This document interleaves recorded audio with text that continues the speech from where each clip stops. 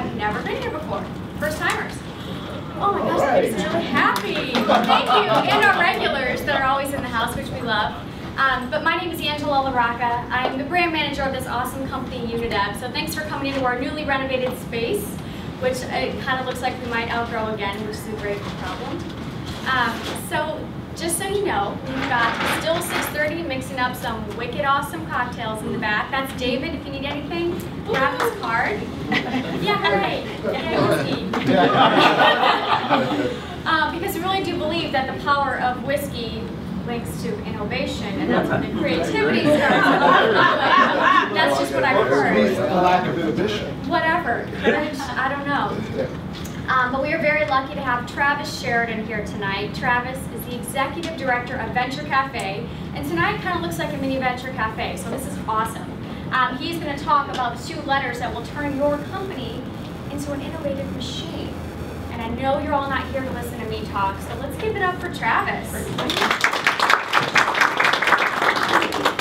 So when Angela told me that we were going to have whiskey, I was very excited for a number of reasons. One, I run Venture Cafe. It's a Thursday night event, so I'm not there right now. I am here. But at Venture Cafe, one of the reasons why we get 400 people every week is we have free beer and wine. So my liver is still keeping time how it's supposed to on its little clock. The other reason I like the fact that whiskey is here is the first Monday of every month I do a little event in my house called booze storming.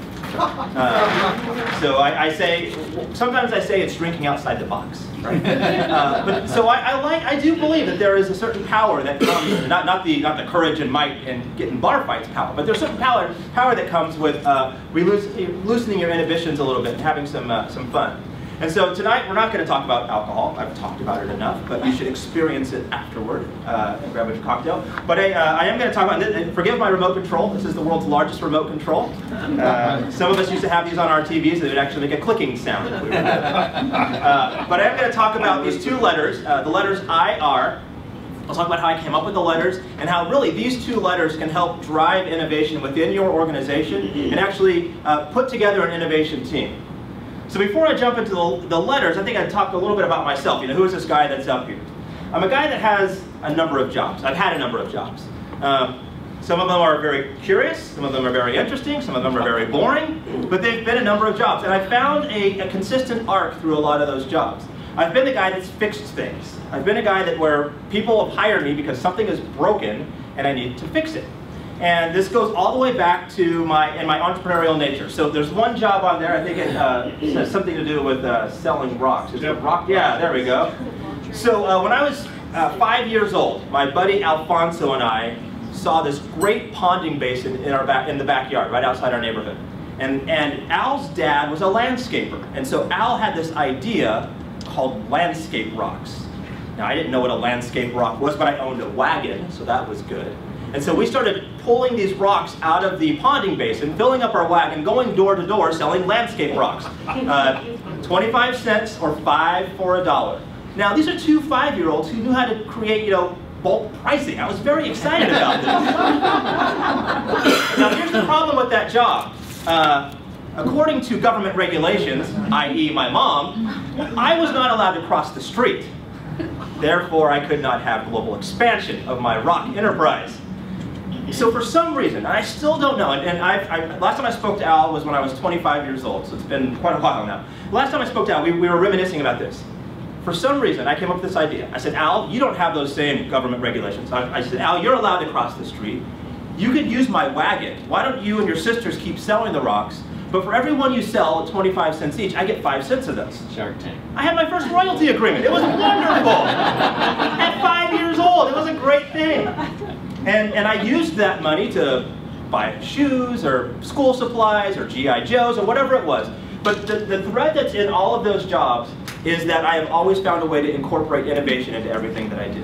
Even at the age of 5, even when I had no idea what a landscape rock was, right? So Al, in this case, if anybody's worked with entrepreneurs, you need somebody that brings credibility to the management team. That was Al. I was the guy that had the resources, the wagon, so I was, in logistics at that point. And also we were both great talkers, and so that thing also hasn't changed in my life. Now a couple of the other interesting ones up there, I'll just point them out. Lingerie stockroom. I did work for Victoria's Secret for one Christmas season in Caesar's Palace in Las Vegas.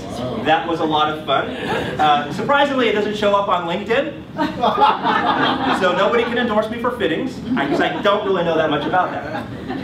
And then I was a video store clerk. I actually worked at Blockbuster, and I'd like to point out this one because when I worked at Blockbuster, this was back in the good old days. Well, first of all, that Blockbuster still existed.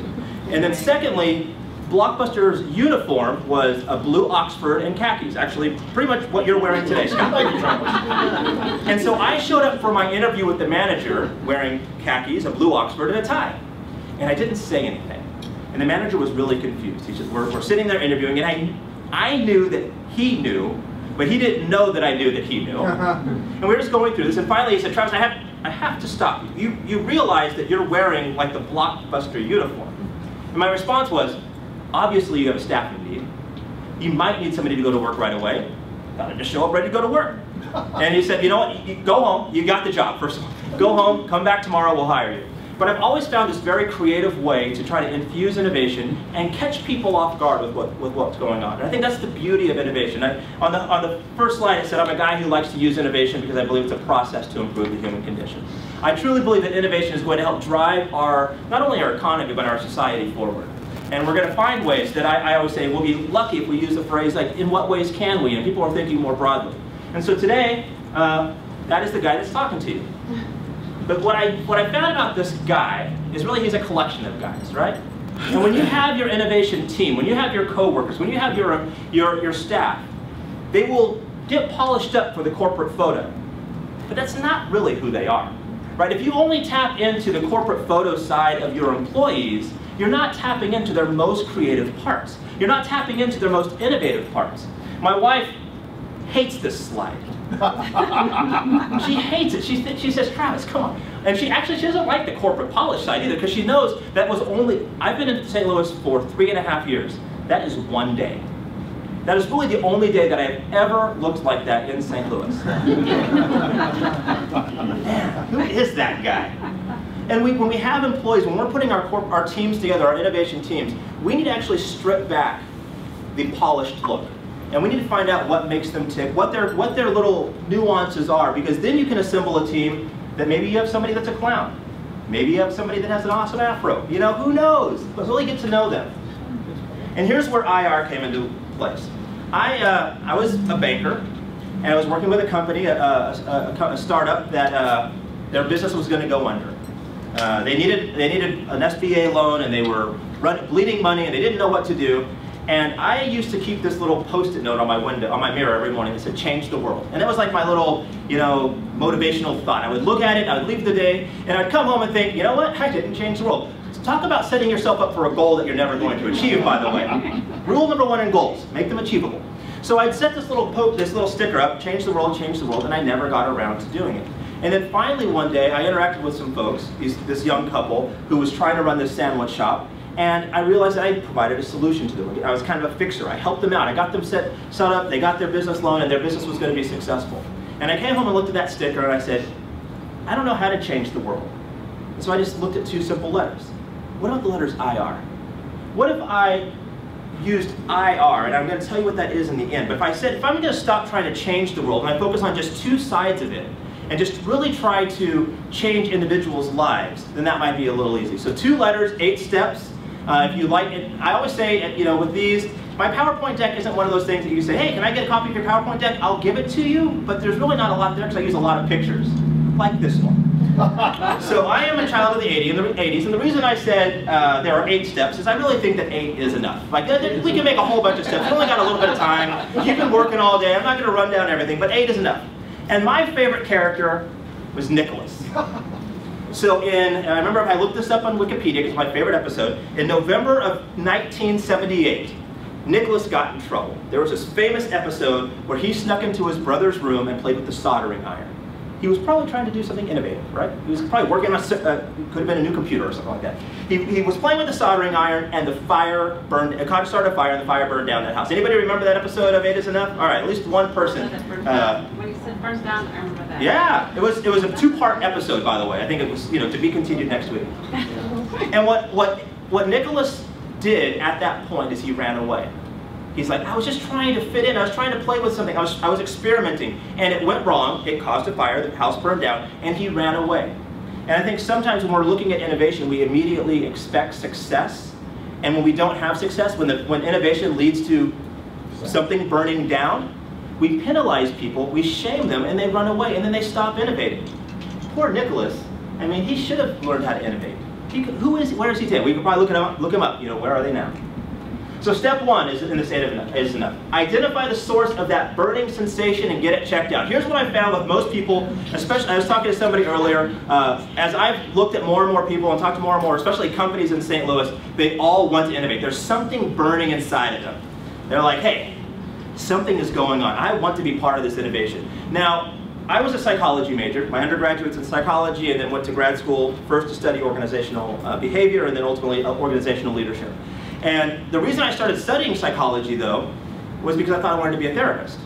I thought I wanted to be a family counselor. And then I quickly realized I didn't want to listen to people's problems all day. So I started working with entrepreneurs, and guess what I get to do? I get to listen to people's problems all day. So many similarities, I just don't have a great couch anymore.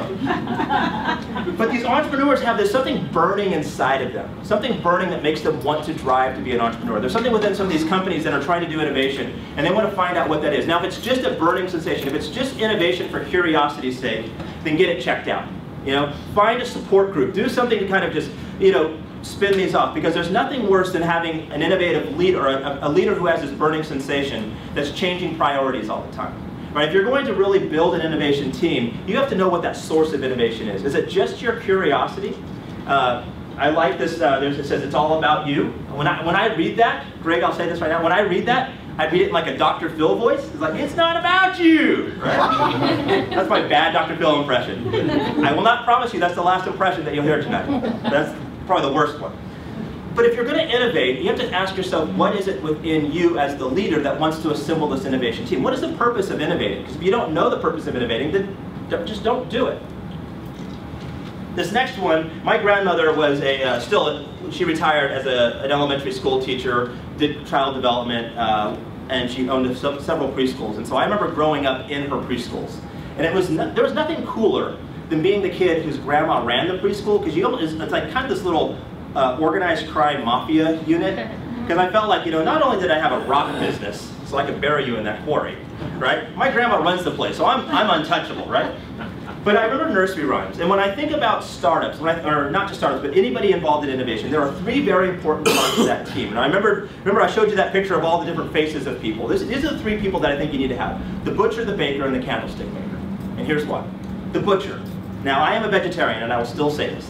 You need protein in your life, right? You need that person on the team that can take something very big and complex and chop it down into bite-sized pieces to really give you that nourishment that's going to carry you through long term. You need that person on your team who can look at things and say, I know if we slice here and cut here and trim a little bit of fat, we're going to move things forward, right? You need that butcher. Now, this is not the butcher, this is not somebody that's going to cut things just so they bleed. A butcher is very precise in how they make their cuts. And so you need that butcher on your team. You need the baker, right? We need carbs. I'm sorry. We all outlived Dr. Atkins, so obviously we were right and he was wrong. So we need some carbs in our life, because if you are driving an innovation team, think about it. It's a long haul, right? You need that burst of energy. When I was in high school, I was a runner, and I remember eating a lot of pasta the night before. Why? Because I needed that stored up energy for those long races. When you're looking at building an innovation team, you need those people who can provide the kind of the sustainable nourishment as well. And we all like sweets, right? We want that person on our team who we can count on to bring in the donuts. Because sometimes it's not just about the nourishment, but it feels really good to bring in donuts. We have over at Venture in our building, AB Mallory is one of the companies on the first floor. And this very funny thing happened today. It was great. So AB Mallory, they're the yeast company. One of their biggest products is Fleischmann's yeast, but they do a lot of other commercial products for people. And they bring us donuts all the time. It's so nice. Like he'll just send me an email saying, Psst, Travis, I just dropped off donuts. Go get one and then share it with everybody else. That was nice. So today he brought up a loaf of banana bread. Now, guess where he got the banana? He got it from our kitchen. He walked up and said, oh, I saw a banana. It looked a little brown, so I just took it. We took it downstairs and made banana bread. Now that is a good neighbor, right? That is a good baker to have on hand, because he knew that we needed a little bit of nourishment, and he found that he used the resources that were around him to provide something for the rest of the team. And I think we need that when we start assembling a team. And then the candlestick maker, you cannot lead or create an innovation team if you don't have any sort of vision, right? You need somebody that's going to illuminate that vision along the way, because it gets very dark, very frustrating in the midst of innovation, and you need somebody that will shine a light on things in the dark corners that need a light shown on them. The other reason why you need that candlestick maker is, and we've probably all experienced this, a vision is great when it's with one person, but it's magical when other people can catch that light, right? So if that candlestick maker can create a light source and then create it and share it with somebody else, now we're starting to illuminate the entire thing. So you need the protein, you need the carbs, and you need the light. So if you're thinking about putting a team together, now I wrote an article about this, and I remember after I wrote it, I was talking to somebody and they said, it just makes sense. Like, we really do need, and afterwards we talked even more, and I said, I looked back at some of the teams I put together, and I could see where we've been missing some of those parts. I could see where we haven't had that protein that really kept us in for the long haul, or somebody that wasn't willing to trim the fat. And you know, sometimes we have people trim the fat and they're not a skilled butcher, right? And then they just mangle something. So you need that person that actually knows how to trim the fat, knows how to trim the beef. And you need that baker, that person that can bring all the resources together, that knows how to create something tasty. And you need that candlestick maker. Shift from a deficit-based perspective to an asset-based perspective. Step number 3. I've talked to a lot of companies and I've asked them if they've been involved in innovation, and they said, we just don't have the capacity. We don't have the resources. We're not innovative. I talked to some folks at City Hall, because when I first took on the role at Venture Cafe, one of the things I did is I did all these hard hat lunches and roundtable discussions with different industry sectors. So I did one, of course, with the biotech and high tech and all these traditional innovators, but then I invited in the arts organizations, I invited in the nonprofit sector, invited in the government sector, invited in education. It was with the government sector that I was really hit home the most. So I was talking to folks from City Hall and I said, you know, what kind of innovation are you guys doing? And they said, first of all, innovation involves risk. We use taxpayer money. Nobody gets reelected losing taxpayer money. I said, all right, I can understand that. So what are you doing about innovation? And they said, well, we don't really have, and we also don't have, we're so busy in the weeds, we don't have time to innovate. And I said, tell me, and I was talking to folks from the mayor's office and the planning department. I said, well, tell me about some of your projects that you've worked on. And they gave me two projects that they worked on that they shared. The first was how they saved, the planning department saved what is called the Flying Saucer building down in Grand Center. It's where Chipotle and Starbucks is now. And they said, you know, this was going to be torn down, and there was a good grassroots effort, and everybody rallied behind it, and we did some creative things. We found a developer who was going in there, and yes, maybe somebody didn't want the chains in there. They would have rather have been some local place. But the chains went in, and it was safe. And I said, all right, now let's look at that through the lens of innovation. That is actually a very innovative solution that you came up with. I said, what's the other one? They said, well, we're not getting a lot of ridership on the Metrolink. I said, I understand that. When I first moved here to St. Louis, I didn't have a car, and I took Metrolink everywhere, from downtown all the way out to Creve Coeur. I got it, but there weren't enough people using Metrolink. And I said, so what'd you guys do? They said, well, we just created a Metrolink prom. You know, we just had a prom once a year where everybody got dressed up all fancy, and we exposed them to Metrolink in a fun environment. And I said, those are two innovative things. What else are you doing? Like, and I think that's the problem sometimes, is we look at the deficits that we have, we don't look at the assets that we're using to actually move things forward, and we're doing a lot of innovative things. And so if you look at your organizations, maybe you say to yourself, we just don't have innovators. We don't have the guy that's willing to put on clown makeup. I bet you do. We don't have a guy that talks to puppets. I bet you do. We don't have a guy that can pick out his afro. Well, do better hiring, because you can't. Right? So here's the assumption that I like to use when I talk about asset-based. In every organization, something works. There's this school of thought. David Cooper-Ryder, who's a researcher out of Case Western, created this philosophy called appreciative inquiry. Appreciative inquiry. It's the idea of continuing to ask questions, but really asking questions through a discovery process. And the first question you ask is, and you have to assume that in every organization something works. Let's find out what that is and replicate it. Or let's find out what it is and funnel resources there. So in every employee that you have, there's something about that employee that really works. There's something about every division regardless of what you might think of that division, if they're bleeding money, there's something about it. Well, they're really good at spending money. And so there's something about that organization that works, that division that works. So in every organization, if you're going to put together an innovation team, if you're really going to have an asset-based approach, you have to truly believe that regardless of what my structure is now and what my limitations are, there is something that works. When I was talking to the couple that had the sandwich shop, their biggest issue was they were not making enough money, which happens in business a lot. But what really worked was they had a loyal customer base. Their problem was they were spending way too much on their raw materials, all the sandwich fixings, so they just didn't have enough margin, right? Their costs were too high. So we started looking through everything and they thought, well, we don't know what to do, we can't raise our prices, blah, blah, blah. I thought, don't raise your prices. They were spending $1,600 a month just on meat. That's a lot of meat. And they were putting just over 4 ounces of meat on every sandwich. And so I just said, what if you put 3 ounces of meat on every sandwich? Are your customers really going to know that much of a taste, that much of a difference, unless you broadcast it and say, now serving less meat? Which you don't do, right? And so we kind of experimented. I jumped behind the counter with it, we were playing around, and said, what if you fold the meat this way so it still looks like, from a volume standpoint, that they're getting the same amount of meat? And sure enough, that wasn't the only fix, but there were so many things. They had a built-in market. There were things that worked, but there were just little tweaks they had to do in order to reduce cost a little bit. And they ended up, believe it or not, raising their prices just slightly over time, so they got a better net gain. So we have to think, when we're putting that innovation team together, start asking ourselves, what is it that already works with our organization, with our company? When I was out in California, I ran a water tech incubator, water, clean tech, ag technology incubator.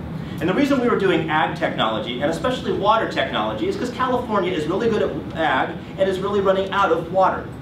Right? These are two authentic assets or challenges that we could capitalize on. When I moved out here and I saw what St. Louis was doing in the biotech space, I thought, that makes sense. When you have the world's largest concentration of PhDs at the Donald Danforth Plant Science Center, the largest concentration of plant scientists, then you're going to really capitalize on that asset. Right? And so we look at what goes on in this community. When the events of last August happened, and the Michael Brown death, and I thought, you know, this is not unique to St. Louis, because quickly thereafter there were many other things around the country. I thought, you know, the thing that works, even in a situation like that, is St. Louis can be the rallying point and actually can provide a solution that might actually be exported to the rest of the country. So even in the midst of a lot of things that we see as being deficits, we can look at it with a critical eye and say, what are the few assets that we have there that we can start leveraging in order to improve the situation? And if you're putting your team together, that's a great way to attract it. Oh, this is my favorite one. Step 4, allow failure and beware of success. This kind of goes back to the government side of things again. So another 80s reference. Here's why I like allowing failure. You know, if you think of the theme song to Facts of Life, you take the good, you take the bad, you take them both, and there you have the facts of life, right? The fact of life is there's good and bad. I wish Nick at Night was still around. You guys could all run back and watch that. I'm sure it's on Hulu somewhere, right? There's going to be a sudden spike in 8 is Enough and Facts of Life viewership. But the fact of the matter is, and the fact of life, is that you do take the good and you take the bad. You put them all together. So if I think of the talented team that Mrs. Garrett surrounded herself with, right? You had Jo, who was a little rough around the edges. She knew how to fix motorcycles. She was a little spunky. You had Blair, who never got her hands dirty, but she was a great marketer. Like, she could be the face of any organization or any company. You had Tootie, who rolled around on skates, which means she was already comfortable with risk because she's using roller skates in the house. You had Natalie, who was just smart, right? She was very studious. And all of these people had, if on their own, may not have been very successful. But together, they made a good team. And you had Mrs. Garrett, who was leading them all, who always, if I think back to my psychology days of Carl Rogers, she was very Rogerian. She had unconditional positive regard for these young ladies, right? She always saw the good in them. But she realized that even though she always saw the good, there's something that might not always go right. And so the reason why shows like Facts of Life worked is because when things were going right, it was really sweet. And when things went wrong, there was like soft music and it was an object lesson and all the kids learned something, right? Our organizations can be structured the same way, where we actually encourage and celebrate failure. And maybe, you know, heck, if there's a failure in your organization, put on that music bed that used to play at the end of Brady Bunch and like sit around and talk about what went wrong, right? Like, oh, so what did we learn in this episode of failed company today. Whatever it might be, but you have to understand that the good and the bad are all part of the overall organization, and you're never going to push forward if you only do the safe things. So one of the things that we're doing at Venture Cafe this month, and we were actually contacted by the folks at the Ferguson Commission. So the folks at the Ferguson Commission are tasked with coming up with recommendations, things to put into place in this report of, okay, here's how we can make sure this doesn't happen again, and how we can actually heal and go forward as a community. And their concern when they reached out to us was, they said, Travis, we want to come out there.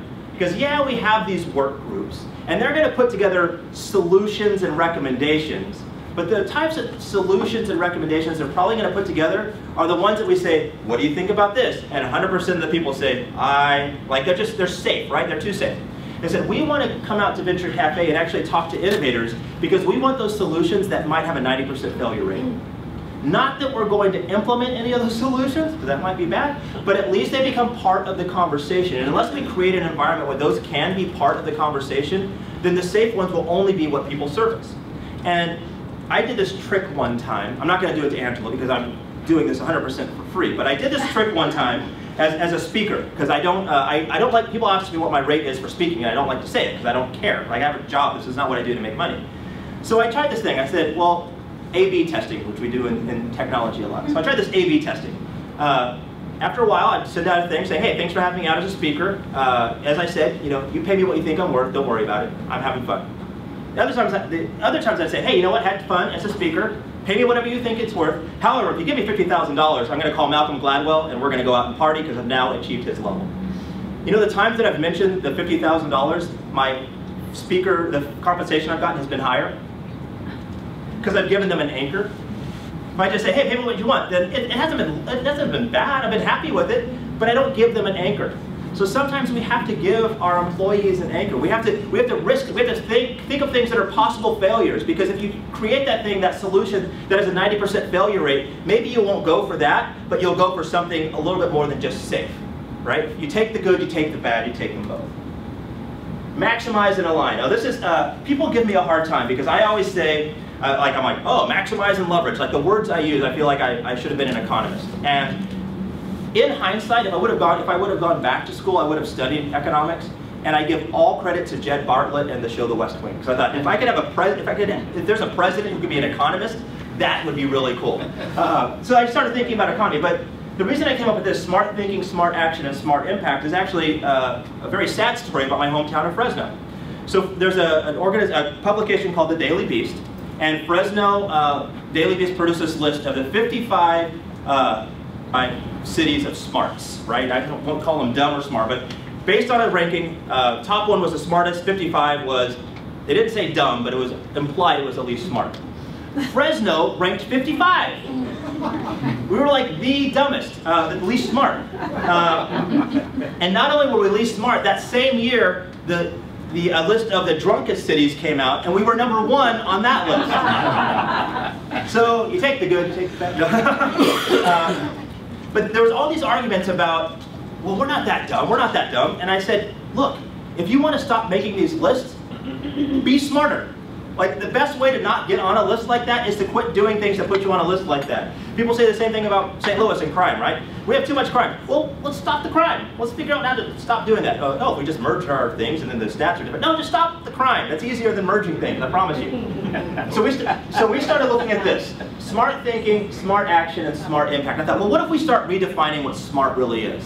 What if we start looking at, and we start holding our own teams to this same level, right? What if we say, okay, smart thinking is what we know. These are our book smarts. These are the things that we've learned in college. But we all know people that have smart thinking and very little smart action, right? They're just not doing much with what they've learned. We also know people that have a lot of smart action. Every activity they do is great, but maybe they don't have the book smarts. But what if you're able to align those? Maximize and align. What if you're able to have a greater overlap and really strengthen your team and leverage those assets that you have so you're leveraging the smart thinking that somebody brings to the table and the task that they're actually doing, the smart action. Then you're going to have a smart impact. And so we started, this was probably early in the days of LinkedIn, and so we came up with this business idea called Smartageous. And I'm like, well, if we start rating people, and this is even before, there's a website now called Clout, which measures like your influence online. I said, if we started rating people based on their smart thinking, smart action, and smart impact, are we actually elevating the conversation a little bit more? And so if you think about your teams, you have people that have great book smarts, but are they working functionally in a day-to-day job that aligns with what their book smarts are? Because the more that they align, then you're able to expand that and expand their impact. And then if you're assembling that team, look at what that team is, the collective brain power of that team and what they've been asked to do. When I see, I mean, I put my advisory board together right when I started this organization here in St. Louis, and I asked this young lady named Diana Zhang to join my advisory board. At that time she was a senior at WashU, and she said, Travis, that's great, I didn't know you had a junior board or a Young Friends of Venture Cafe. And I said, I don't. I said, I don't believe in Thanksgiving tables for kids, right? I don't believe in that. You are a smart woman, and you are part of this collective smarts that I need. Yeah, you're part of this collective smarts that I need, and I need your brain power so that I can make good actions and have an ultimate impact. And that really spoke to her, because I think that we look sometimes down on young people and say, hey, spunky kid, can you be a part of our team and run social media? Like that's like the de facto role for young people nowadays. That's all they know. Yeah. Here's a hint. They have a lot of other skills. Let's tell you that right now. They have a lot of other things that they can contribute. So look for that opportunity to align, because that's where the Smartageous, and the reason we were calling it Smartageous, I thought, well, the only way we're going to get Fresno smarter is we identify the smart people and make it a little bit more contagious. We get them flowing out there and really impacting other people. Did you make it smart? We did not, no. That's one of those businesses, I think Brian might have been in this conversation. We're having an online conversation about businesses and leaving them on life support. I am still paying annual taxes for a Smartageous LLC, because I just haven't let it die yet. So I need hospice for my business, Brian. Don't give up, don't give up. Don't give up. Step 6, determine if it's a process or a platform. And I think that when you're assembling your team, this is one of the most important pieces. There are times that innovation is going to be a process improvement. It's going to increase efficiency within your organization. Don't discount the impact of that, right? Switching from 4 ounces of meat to 3 ounces of meat and folding it a different way is a process improvement for that business, and it actually saved that business. But don't limit yourself to just looking for innovations that are going to save you money. I remember when I was in banking, my sales manager used to tell me, look, here's what you say to your clients. You promise them that you only call them if you're going to make them money or save them money. I'm like, well, I feel like a really smarmy salesman when I say that. Like telling the little old lady that opens up her CD, right? Hey, Betty, I'm only going to call you if I can save you money or make you money.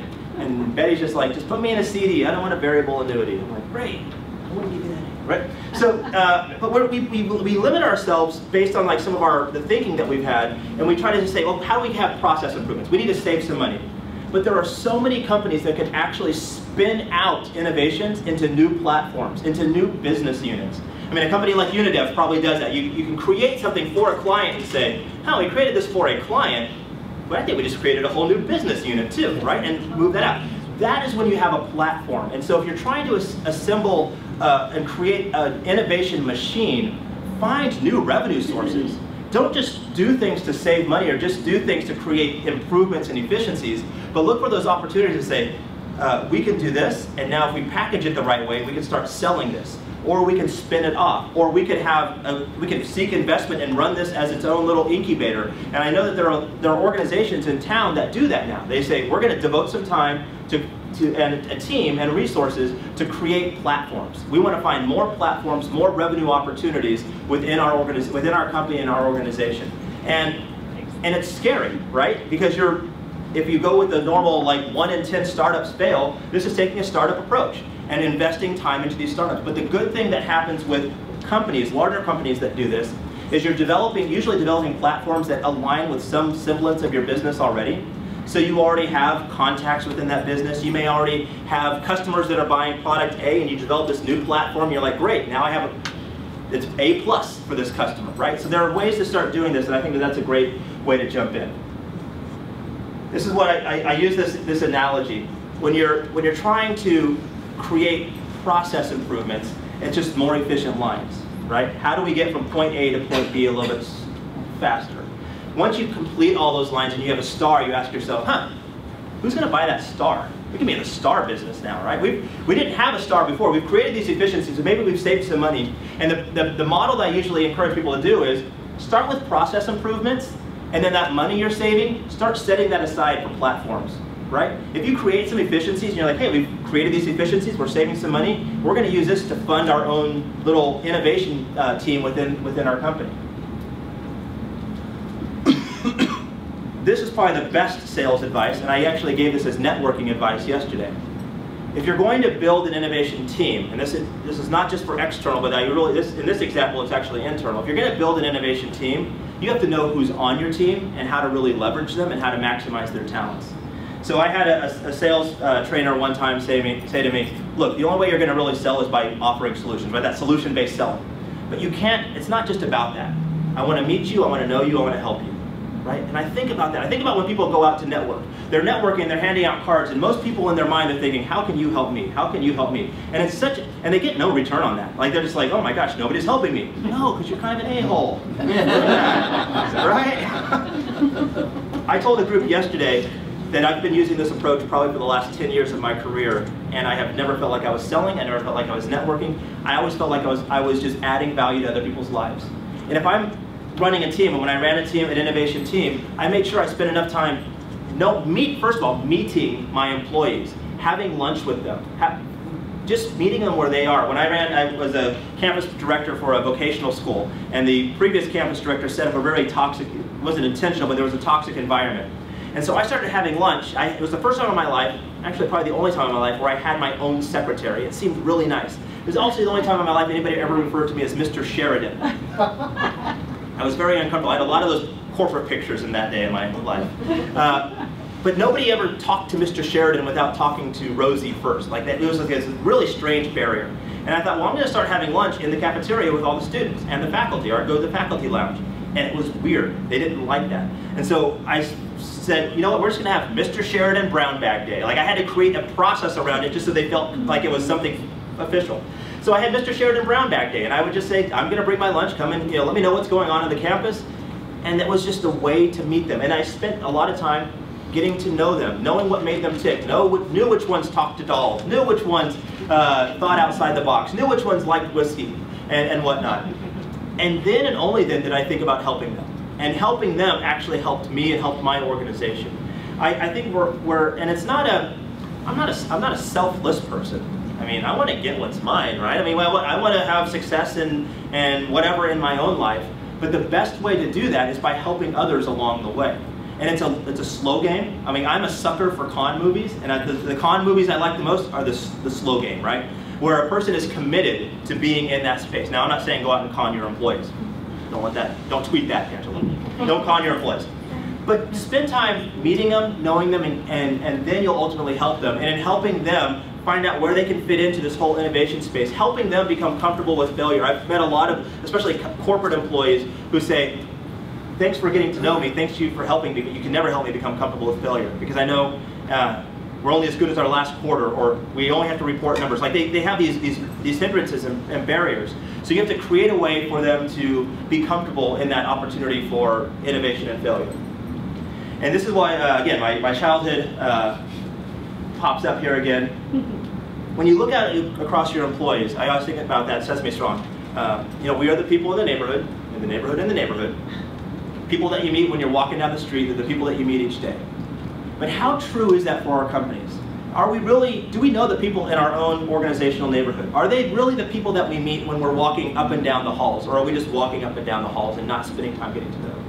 Or are they the people that you really do meet each day? I mean, if you're in a senior position, if you're responsible for payroll and writing their paychecks, then you should know what their livelihood is. I was talking to an entrepreneur who was a solo entrepreneur, and he said the scariest day in his life was when he hired his first employee. And it wasn't because he didn't know how to manage them. It was because that employee just put trust into that entrepreneur.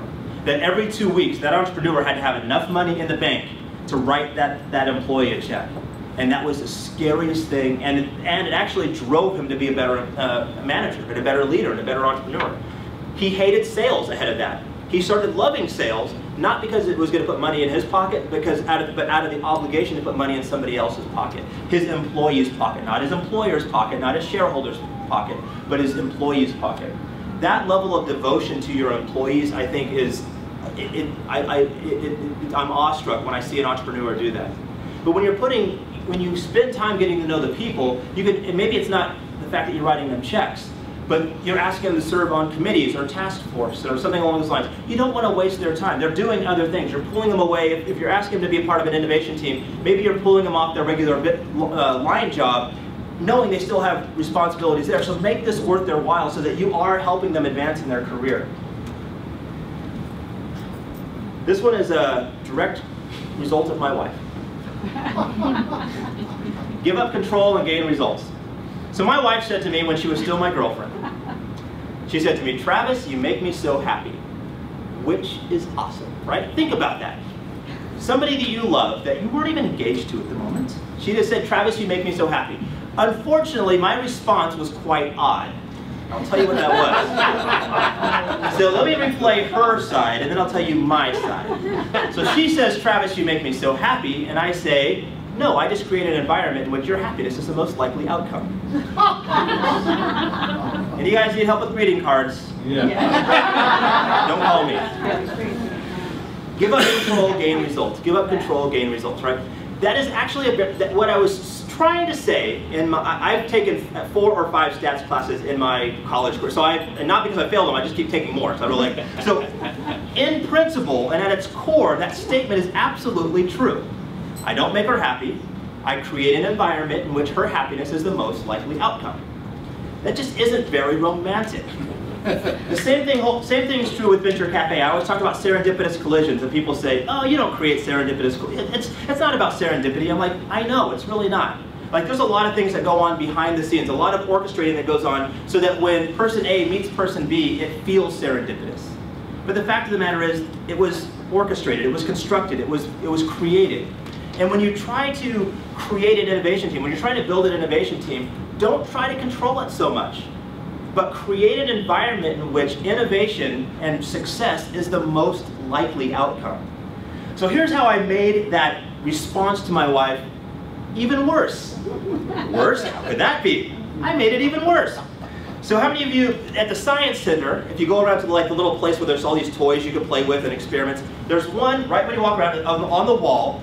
It's a collection of little beads and balls, and it turns and they drop one at a time, and they drop and they randomly fall through these pegs, like the Plinko board on Price is Right, and it creates this normative curve. Like, oh, see, balls dropping randomly will have some normally and then in the middle. I thought that would be great to recreate as a wedding gift for my wife. With the idea of saying, look, I'm creating every day, you can play this little thing and you can see that you're happy most of the time. Now, the good news is I'm really not that handy, so it never came to fruition. So, not only did I not get her a wedding gift, the wedding gift I was going to get her was going to be really lame. So I'm going to go back to give up control, gain results. You can't try to create too many mechanisms that are going to lead to success. You need to create an environment in which it leads to success. You need to create an opportunity for your team to come together and randomly fall through that Plinko board, but as they're falling through, they feel like you're still protecting them, you're still embracing them, you're still creating an environment where they can be successful. This brings me back to IR, changing the world. And you probably can't guess it, but it goes right there. When I was working with that young couple, it wasn't about changing the world, changing their world at the moment. It was changing what was going on in their life. If I want to create an innovation team, I need to know who's on my team, and I need to change their world so I can, guess what, ultimately, if you do that enough times, you can change the world. But you have to start with individual people. And I went one step further and say that IR actually stands for something. It stands for the individual relationships. If you're going to build an innovation machine within your organization, it is all based on the individual relationships that you have with your employees and your employees have with each other. Are they comfortable with failure? Do you create an environment where they can take the good and take the bad? Do you have a place where they can really experiment with things? So let me recap these as we're wrapping up. I'm going to open it up for some questions. So, 1, identify the source of that burning sensation and get it checked out. If something is in you, if it's just out of curiosity, take a Tums. If it's something that you really want to do, then put the team together the right way. if you're going to build a team, you can't bring everybody together, but at least start with those three, the butcher, the baker, and the candlestick maker. Find some people that are going to provide the sustenance, the boost of energy, and are going to illuminate that whatever the vision is and make it contagious. Shift from a deficit-based perspective to an asset-based one. Work with what you might have. People in St. Louis say, how can we become the next Silicon Valley? I'm like, I don't know. Stop trying. Become a better St. Louis. If St. Louis can year over year improve, then we'll be good, right? Who cares about what's going on? Different assets, right? There's a coast. Somebody was talking about the weather today, and they said, oh, what's this weather like? I said, well, now I live in Florida and I have no ocean, right? So let's just think of, that's too hot for Seattle. I can't call it Seattle. It's shift from a deficit to an asset. Allow failure and be aware of success. I think success allows us to be too complacent. When I was in Fresno during the housing market taking off, we had a lot of developers, maybe they were profiting $5 million a year. Guess what, they probably could have done $15 million a year. Like, success makes us a little too comfortable. Maximize and align. Smart thinking, smart action, smart impact. Make sure that you know that you can align those things. Determine if it's a process or a platform. As I mentioned before, maybe start with some process improvements, find the efficiency, get people comfortable with that, because it's not going to mess up your business too much if you're launching, instead of a platform that you're launching. Find some ways just to create some efficiencies. Celebrate those successes. I want to meet you, I want to know you, I want to help you. I encourage all of you, not just doing that when you're with your employees, but try to use that sort of model when you're interacting with people too. Spend a lot of time getting to know the people you interact with. And then, as my wife has now the benefactor of, give up control, gain results. So, that is IR. Any questions, comments, queries, complaints, or criticisms? Yes, sir. I'm curious about the butcher. And yeah. You talked about sustenance. Yeah. And keeping there's dark times. Mm-hmm. So I'm curious to know more about that. Does that mean that this is the guy that has the clear vision that keeps people on track and mentally what they're all about? Is that what that means? Or no. So listen, vision. We're assigning that to the candlestick maker, right? Okay. Because they're the ones that they're going to keep it lit up, right? Really, the guy who made the boat, who made the tub, would be the true visionary, and they're assembling the team in order to get it going. The candlestick maker keeps it lit up. The butcher, though, is the person that takes this either complex idea and breaks it down into bite-sized pieces so we can all digest it, and more importantly, so the rest of the team can digest it. And that's going to help keep us going. The other thing they're going to do is they're going to say, maybe it's a funding issue, right? We have this much funding. Let's divide it. Let's spend that funding judiciously. I see a lot of startups, Brian can probably speak to this too, a lot of startups that get funding and they go out and do extravagant things instead of saying, let's use this funding judiciously. I remember when I used to get bonuses back in my banking days, I would think, oh, I want to go out and spend all this money right away. No, I need a butcher in my life that's going to say, let's carve out this much funding here, let's carve out this much funding here and do it judiciously. Okay. Yeah. Any other questions or comments? Thoughts? All right. Thank you so much for your time. Angela, thanks for having me. Thank you.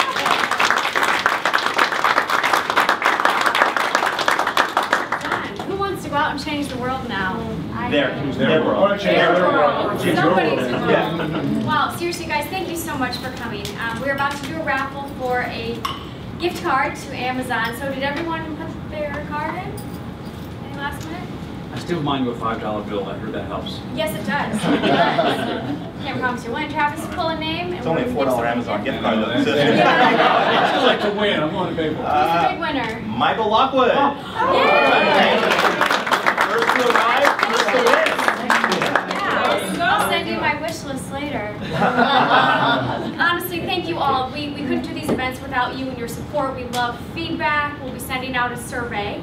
I do want to shout out our next event is going to be Thursday, July 23rd. Have you all heard of Mobilegeddon? Because it's getting real. Okay. We are doing an event all around that called the Aftermath. So we want to help you get all set up. What's that? Yeah, it's a new Google algorithm that's going to sort of change everything search-wise, whether you're on mobile or not. So we've got an amazing panel lined up. So Thursday, July 23rd. You might also notice a fun little gift on all of your chairs that looks like this. This is something we are doing in an effort, yes, there's no prize stuff to it, except a nice little card from your friendly brand manager that says, please, please, please subscribe to our YouTube channel. Yes, please do. Yeah, and while you're eating this popcorn, check out all of our videos. You'll notice the URL is the Net Impact. This was created a couple years ago when that was a company that we had. We have since co-branded.